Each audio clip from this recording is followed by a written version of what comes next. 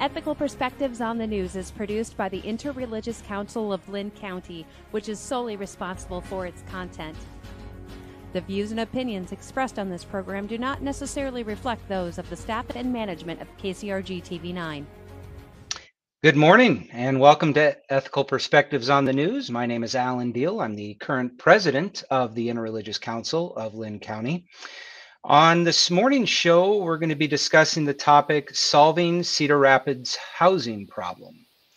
And here to discuss this very important and relevant topic, I have two guests that, this is something they deal with every day. So before we get started, I'd like each of you just to introduce yourself.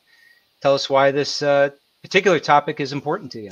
Hello, I'm Courtney Ball. I'm a community building director at Matthew 25 here in Cedar Rapids. A lot of what I do is try to build relationships with the people that come through Matthew 25 to our cafe or interact with our housing program, and also just kind of be aware of what's going on in the community. And I think it's pretty obvious over the last year, especially, that numbers of people experiencing homelessness have increased pretty dramatically, and we've seen that at Matthew 25. And so, for my work and just as a citizen in the community, I'm just trying to learn as much about it as I can and see if we can be part of the solution.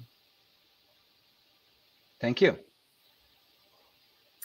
Great. And I am Alicia Faust. I'm the executive director at Willis Dady Homeless Services here in Cedar Rapids. And my scope has really changed since I moved into the executive director role a few years ago. I was a direct service provider for many years, working directly with individuals experiencing homelessness, and moving into more of an admin role has really pushed me to use my position to just advocate for individuals, to really use my voice to share the experiences that they're going through, as well as advocate for our staff that are on the front lines doing the work every day. So it's really an issue that is very near and dear to my heart, especially the many years I've been doing the work. So really just wanting to, similar to Courtney, just be a part of the solution and really work towards to solving this, because stealing a quote from a community partner, like, this is a solvable issue, and working together as community partners is the only way to do that. And I'm very happy and proud to use my role to do that.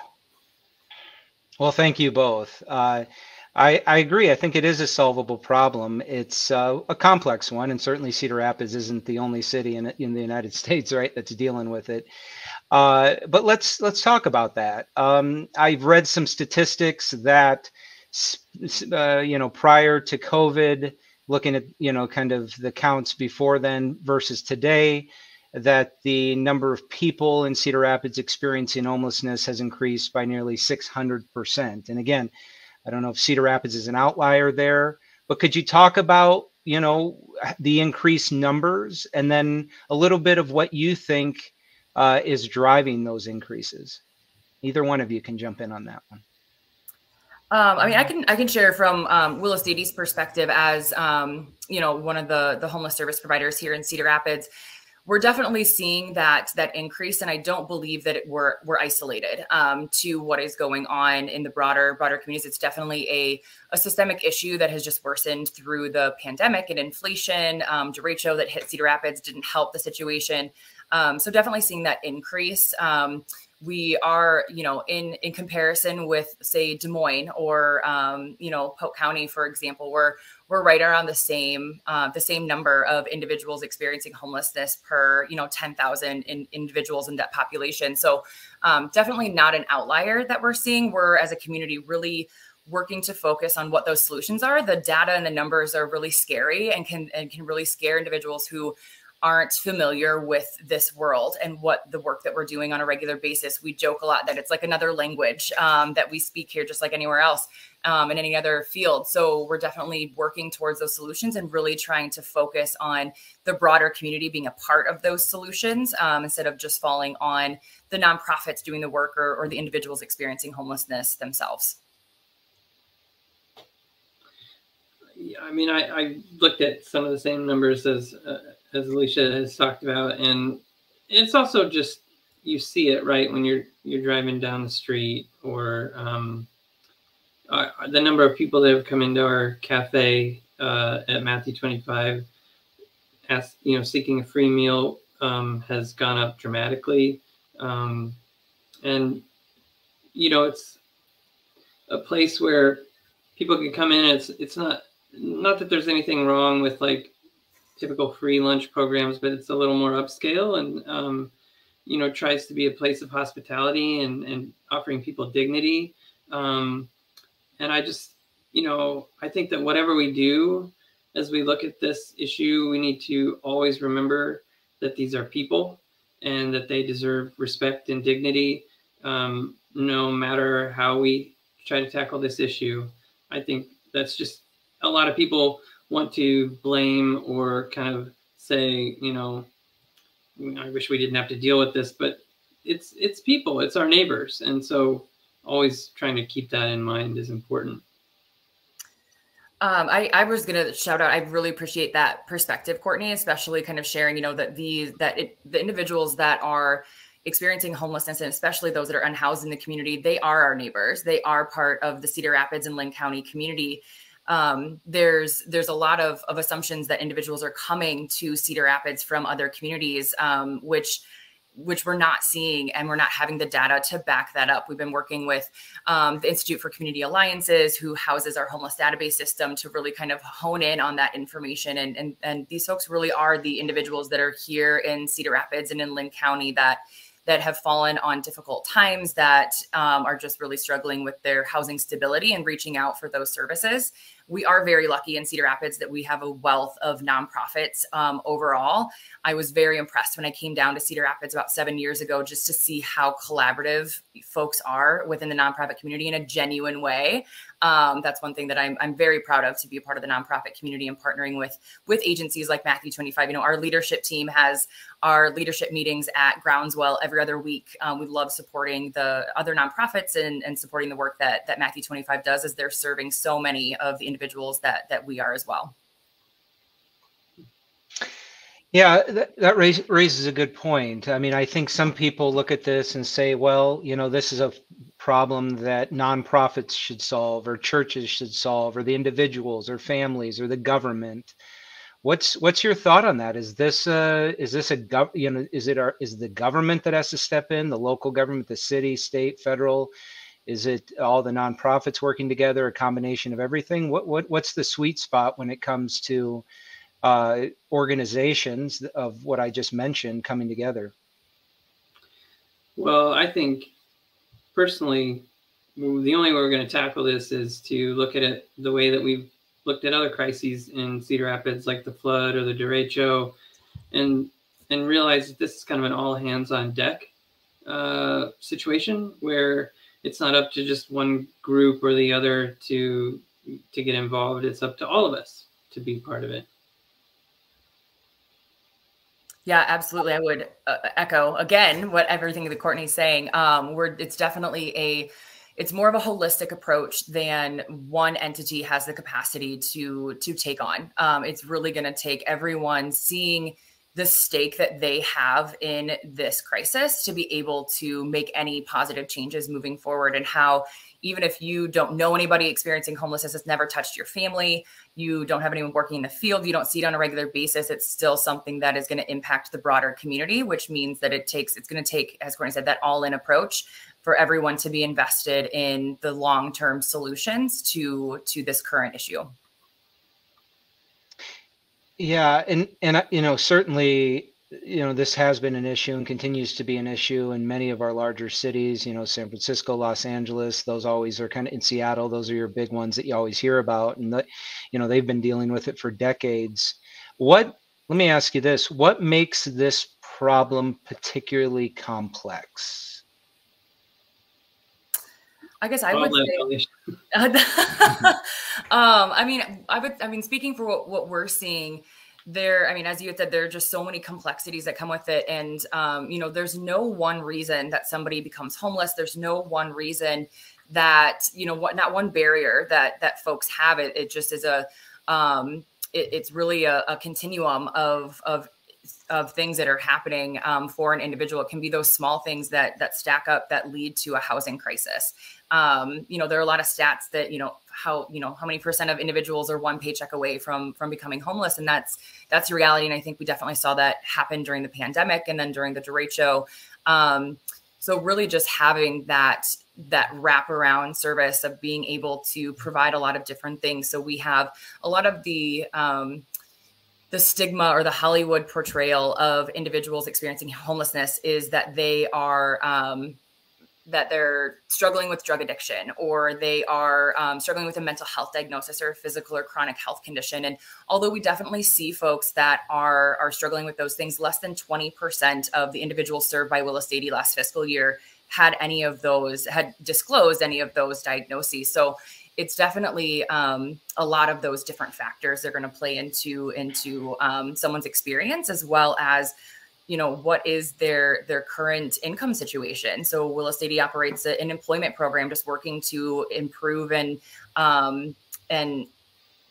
highlight individuals' experiences in the workforce and being able to provide these hands-on trainings and partnerships with Kirkwood to get new certificates to be able to increase their income to sustain their housing, or apply for Social Security disability for an individual who maybe is disabled. So there are a lot of different complexities. And as nonprofits within the community, we're really just trying to address every single one that we can, work with individuals on that one-on-one basis, meeting every individual where they're at physically, mentally, emotionally, and really tailoring our approach to every single person that we see and not assuming that there's a one-size-fits-all solution.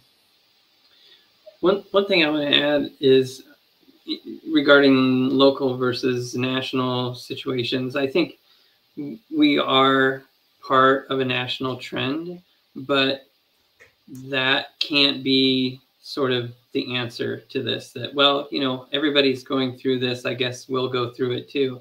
I think we have to say, yeah, that's happening nationwide, but that doesn't mean that we can rely on somebody else to come in and solve the problem for us. I think we need to do like this city is starting to do, where you've got this Alliance for Equitable Housing that's been formed by the county, which is a coalition of all different kinds of nonprofits and government agencies that are looking at the issue holistically and saying who can do what. I think we also, the city is bringing in the, I think it's called the National Alliance in Homelessness to do a study and offer solutions. And so I like that our community is beginning to be proactive and say, we're not just going to say we're part of the trend. We are going to get after this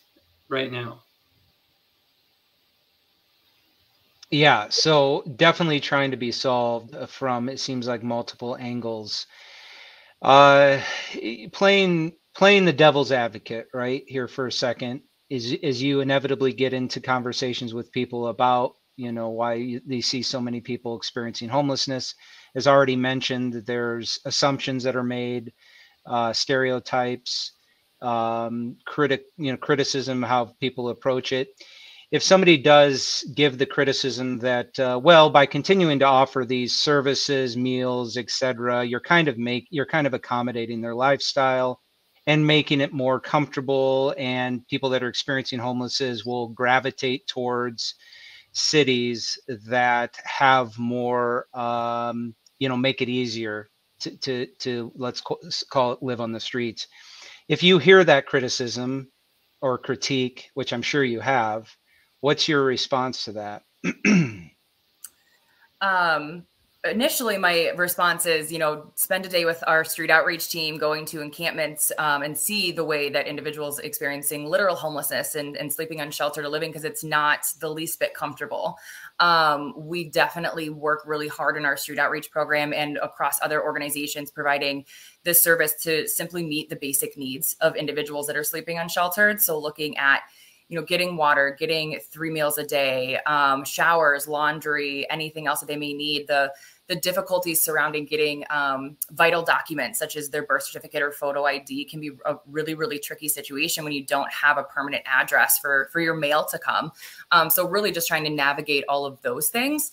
We definitely don't see, I actually asked Crystal, one of our street outreach case managers, this, you know, in my almost 15 years working in the field, I've never personally come across an individual who elected to be homeless or was offered housing and said, no, I'd rather live outside. That's not something we see. And Crystal confirmed that. It's not that individuals become comfortable experiencing literal homelessness and sleeping unsheltered. It's that they accept it, that the services that they need just aren't there, or they're just not being met where they're at to meet their needs. The housing isn't available. Maybe they have a poor rental history, so they can't find a landlord willing to rent to them. So it's almost like this is their fate. This is where they're going to be, and there's nothing that they can do to move forward. So we continuously are building relationships with these individuals every single day to be able to empower them, to move them forward, to build those futures of self-sufficiency and self-reliance, because that's the only way to kind of rebuild their self-esteem. Kind of being pushed down on a regular basis is got to be a hit to the ego. So really just trying to build that up and showing them that they're worthy of housing and that they deserve housing. They're human beings. And we believe wholeheartedly here at Willis Dady that housing is a human right. And that's what we want to work towards promoting within the broader community and providing education for folks. It's great when individuals come to us with those kind of questions, because then we have an opportunity to share our expertise in what is really happening. Okay, go ahead, Courtney. You had something to say? Yeah, I would echo what Alicia says.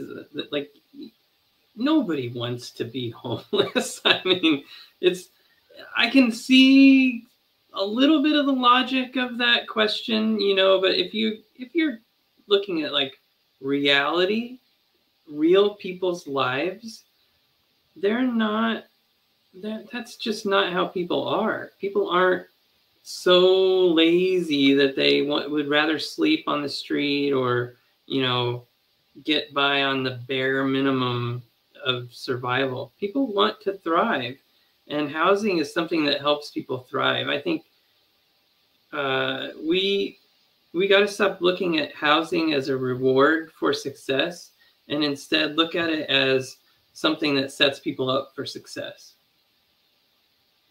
I like that. And I like your point, Alicia, about, you know, just humanizing and building relationships and ultimately trust. I have volunteered overnight at Willis Dady. I've stayed in the overflow shelters at different places over the years. And yeah, I mean, you just meet these incredible people that, you know, as the old saying goes, they're, you know, but for the grace of God, there go I, right? Just the thin line between you and the different situations that people are dealing with. So kind of pivoting a little bit to the housing situation, right? So again, some people may say, you know, well, isn't it as simple as just giving them housing, affordable housing? You know, that's kind of, you hear that all the time. It's the buzzword. If we just had affordable housing, then we wouldn't have people experiencing homelessness anymore. I've heard, you know, so when you hear that, let me just put it to you this way. Is it as simple as that? If we just had affordable housing, we wouldn't have people experiencing homelessness. I'll jump in. Well, that would be nice. I mean, like, having enough quality affordable housing in Cedar Rapids would do a lot. It would get a lot of people off the streets. I mean, housing costs have gone way up along with every other cost the last few years. So, but there are people that need more than that. And there's, you know, we have the ability to provide more than simply affordable housing. So yeah, I'll let Alicia chime in because she knows more about this than I do. Housing's your game too. You know a lot about the affordable housing side of things. I mean, I guess the simple answer would be no. I mean, we are a housing first organization, as our, you know, majority of the homeless service agencies, if not all, here in Cedar Rapids. However, we're all in the same boat that we're housing first, but we're not housing only. we really do believe that there is that, as I mentioned before, a holistic approach to providing services, especially for folks with higher barriers. I may have mentioned a small percent of our clients have those extremely high barriers that have disclosed them to us. But that doesn't mean that it's zero. And those folks still need those kind of wraparound services, such as in-home case management or, mental health care, IHH, anything that's provided within the community just to help with their self-sufficiency and empower them as they're moving forward. So really looking at how can we tailor the approach. So it's not necessarily that we just need the affordable housing. We need appropriate housing for every individual's barriers. So that might be, Courtney mentioned the Alliance for Equitable Housing, and that's really what it comes down to, that it's not housing access for all, it's equitable housing for everyone within the community who needs it, and lifting up those nonprofits that are doing the work and providing those wraparound services, lifting up developers who are willing to take on an affordable housing project in the community, lifting up those landlords who are willing to give second chances to folks who maybe don't have a great rental history, but are working with a case manager, working to change things around. So really just, as I mentioned before, just getting everyone together and on the same page of what needs to happen in the community, and then providing that as needed here in Cedar Rapids. Yeah, I was reading an article here recently. Janae Peterman, Waypoint Director of Housing, was quoted as saying that really the affordable housing, as it's defined, that's going up in Cedar Rapids kind of caters to that 60 to 80% medium income. And that's above really the people, that's above minimum wage. It's above what most of the people that are experiencing homelessness could even afford. So even though we call it affordable housing, it's really not housing that will address or, be within reach, if you will, of those people experiencing homelessness. So how do we, and I apologize if I've kind of asked this question, but how do we solve for that, in the sense that, really creating, matching the people in their situation with housing that they can sustainably, right, not afford for 6 months and then be back on the streets, right, but sustainably afford. How do we solve that? I feel like a piece of that is it's kind of a multifaceted response that we need to look into. So really, first and foremost, leveraging the wonderful systems that are already in place here in the community to identify individuals that need that very shallow subsidy housing for 30% area median income and lower, because those are the folks that really need that supportive housing, those wraparound services, a rent based on their income, or maybe a voucher included with that. So really just kind of tailoring that, and then kind of moving through again that continuum or that spectrum to really say, these are the individuals that need this type of housing, and this is what they want to move forward with. Here's that next group that need, that 50 to 60, and then that affordable housing, that's 60 to 80. So really just having a menu of housing opportunities that are supported in the community, and again, leveraging the systems that are already in place through our coordinated entry system and coordinated intake through Waypoint services and other community resources and nonprofits that are using that. There are also I wouldn't say a lot, but there are a handful of nonprofits that have dove into our own affordable housing. Willis, Dady, speaking for ourselves, we got into this back in 2018 and started purchasing our own single family homes and renting them out as cooperative peer supportive housing. We have an affordable or supportive housing complex that's in construction on the northwest side that we hope to have finished, adding 14 units of supportive housing in the community by the fall. I know HACAP has broadened its portfolio for affordable supportive housing. So supporting those entities that are doing the work and asking the questions when folks are diving into the affordable housing and what that shallow subsidy could look like. I think a lot of the Crestwood Ridge project through Common Bond Communities in St. Paul that, went up back in, 2018, 2019, I think. And we partner with them still, almost 5 years later, working to provide those supportive services for folks in their supportive housing program at that 30% or lower. And it's been a very successful program. So really just kind of leveraging those things that are already working really well in the community. And I'm hopeful that the response we receive in June from the National Alliance to End Homelessness, as they are evaluating our homeless response system, will be able to provide us with additional insight as well. So we have about 5 minutes left. I'm going to pose a question to each one of you that might, so as we've mentioned, if we go by Green Square Park, right, that tends to be a place where people experiencing homelessness congregate. Along the river, there's some encampments, other places around town that we're aware of. What does Willis, Dady, and Matthew 25 do proactively? And what I mean by that is, does either organization wait for people to come to you for services, or are you reaching out to these people, letting them know that there's these services available, and then trying to really proactively, not force them obviously, but proactively get them plugged in to your program, to your resources? Explain to us what that looks like. I'm going to do a quick answer for that, because I know that Willis Dady does a lot more than Matthew 25 with people experiencing homelessness. A lot of what Matthew 25 does is rehabbing or providing affordable rental, rehabbing homes or providing affordable rental housing. And then, like I said, we have this cafe where people can come in and get a free meal and conversation, or just, some friendship. So we do actively look for people whose homes that we can repair and maintain so that they don't lose them. But yeah, and then advocacy. I think, we're going to be part of asking local government at the city and county level to kick in more money for all of these things. It's time for local entities to kick in more. So over to you, Alicia.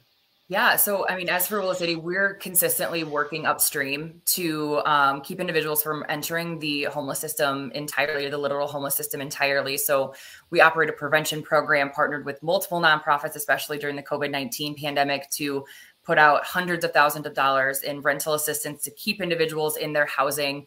And then those wraparound case management services in connection to different resources. And then our street outreach program is kind of the highlight of Willis Dady, especially when it comes to working with unsheltered individuals. So not only connecting with folks that are currently outside, but connecting with local businesses, especially in the downtown area, so that way there is that positive working relationship. If they come across someone that they feel is experiencing homelessness, they can contact us directly instead of contacting CRPD, and we're kind of that middleman in that section to be able to assist folks hopefully get out of their housing crisis as soon as possible.